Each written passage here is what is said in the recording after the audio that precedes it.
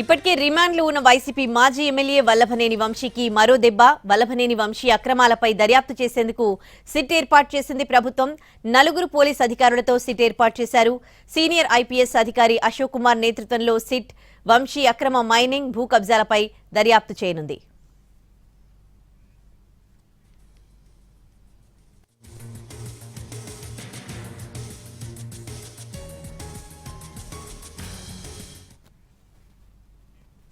ఇప్పటికే రిమాండ్లో ఉన్న వైసీపీ మాజీ ఎమ్మెల్యే వల్లభనేని వంశీకి మరో ఎదురుదెబ్బ. వల్లభనేని వంశీ అక్రమాలపై దర్యాప్తు చేసేందుకు సిట్ ఏర్పాటు చేసింది ప్రభుత్వం. 4 పోలీస్ అధికారులతో సిట్ ఏర్పాటు చేశారు. సీనియర్ ఐపీఎస్ అధికారి అశోక్ కుమార్ నేతృత్వంలో సిట్ వంశీ అక్రమ మైనింగ్, భూ కబ్జాలపై దర్యాప్తు చేయనుంది. ఇక ఇదే అంశానికి సంబంధించి పూర్తి డీటెయిల్స్ మా ప్రతినిధి ప్రసన్న లైవ్ లో అందిస్తారు. ప్రసన్న, ఎప్పటి నుంచి సిట్ విచారణ జరగనుంది? పూర్తి డీటెయిల్స్ ఏంటి?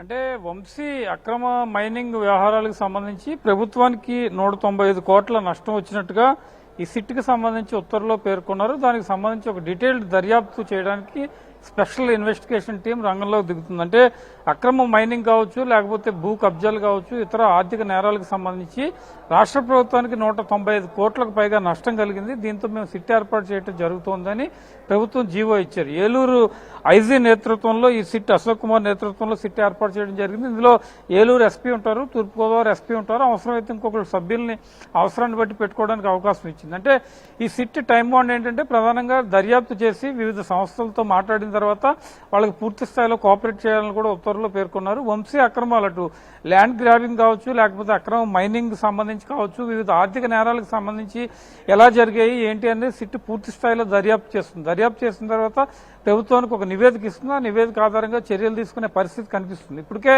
గన్నవరం టీడీపీ ఆఫీస్ కేసుకు సంబంధించి వంశీ అరెస్ట్ అవ్వడం కూడా జరిగింది. మళ్ళీ ఇది వంశీ చేసిన అక్రమాలకు సంబంధించి సిట్ ఏర్పాటు చేస్తున్నట్టుగా ప్రభుత్వం ప్రకటించింది. మరి దీని మీద ఏ రకంగా నిర్ణయం తీసుకుంటుంది ఏంటి అనేది చూడాలి. ప్రధానంగా ఈ మైనింగ్ సహా భూ కబ్జా వ్యవహారాలు ఎక్కువగా ఉన్నాయి. ప్రభుత్వానికి వచ్చిన నష్టాన్ని దృష్టిలో పెట్టుకుని సిట్ ఏర్పాటు చేసినట్టుగా చెప్తున్నారు. సిట్కి కొన్ని గైడ్ లైన్స్ కూడా సిఐడి, డీజీ కూడా ఇవ్వడం జరిగింది. ఎందుకంటే వాళ్ళు ఇతర అధికారులను సంప్రదించినప్పుడు వాళ్ళు కోఆపరేట్ చేయాలి.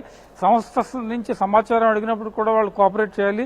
సిట్ తీసుకునే ఎలాంటి సమాచారానికి సంబంధించి కావచ్చు వెంటనే స్పందించాలని కూడా ఉత్తర్వుల్లో ప్రధానంగా చెప్పడం జరిగింది. కాబట్టి మరి ఎప్పటిలోగా వీళ్ళు నివేదిక ఇస్తారు, ఏ టైం బాండ్ పెట్టుకుంటారు, ఎవరెవరిని ఎంక్వైరీ చేసుకుంటారు, వంశీ అక్రమాలకు సంబంధించి ఎక్కడెక్కడ దర్యాప్తు చేస్తారు అనేది కూడా మనం చూడాల్సింది. ప్రధానంగా 3 అంశాల మీద దృష్టిలో పెట్టుకున్న అక్రమ మైనింగ్, అదేవిధంగా భూ కబ్జాలు, ఆర్థిక నేరాలు, ఈ 3 పాయింట్లను ప్రధానంగా హైలైట్ చేసి ఉత్తర్వులు ఇచ్చింది. కాబట్టి దీనివల్ల 195 కోట్ల నష్టం కూడా ప్రభుత్వానికి వచ్చింది. కాబట్టి దీనికి సంబంధించి సిట్ ఏర్పాటు చేస్తున్నామని ప్రకటించడం కూడా జరిగింది.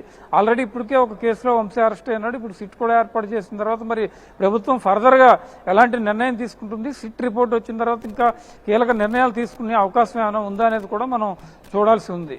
Udayasri, right. Thanks for the live update Prasanna.